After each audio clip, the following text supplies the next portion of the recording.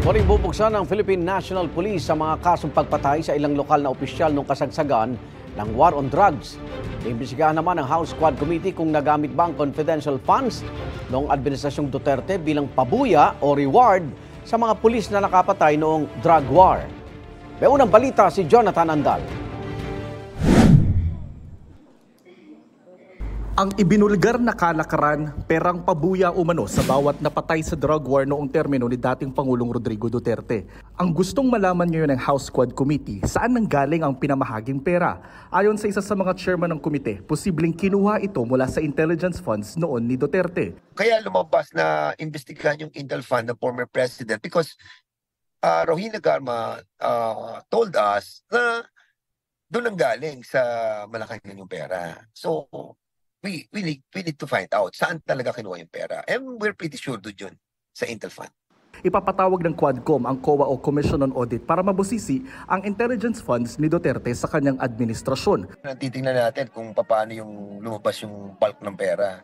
Kasi doon sa first 2 months ata, yun nakita namin, parang merong sudden increase from the former president, si Pinoy, tapos suddenly nag-increase yung Intel Fund. From a certain months lang ata, parang medyo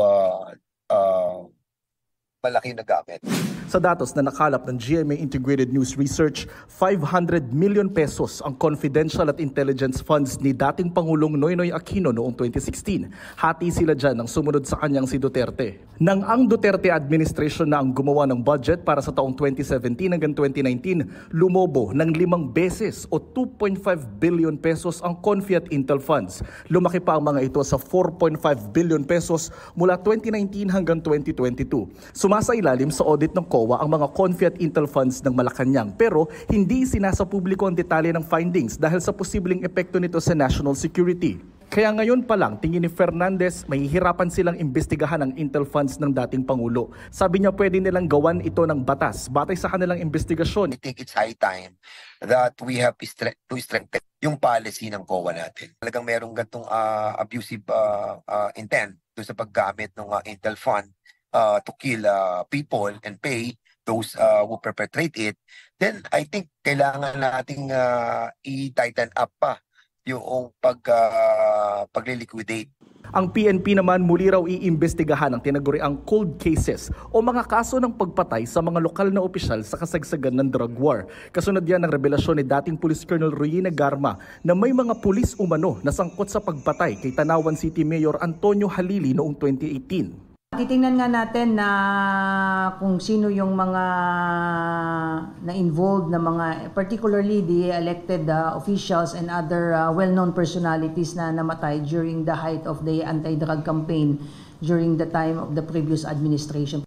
Iniimbestigahan na rin ng PNP ang itinurong police official ni Garma na sangkot umano sa pagpatay kay Halili. Siya si Police Captain Kenneth Albotra na nakatalaga sa Police Regional Office 7 sa Central Visayas. Isang Kenneth Albotra ang nakapanayam ng GMA Integrated News na nagsabing hindi totoo ang alegasyon ni Garma. To be fair to him, although sinasabi niya na hindi siya yung tinutukoy, but definitely he will be questioned with respect to this case po. Itong unang balita, Jonathan Andal para sa GMA Integrated News.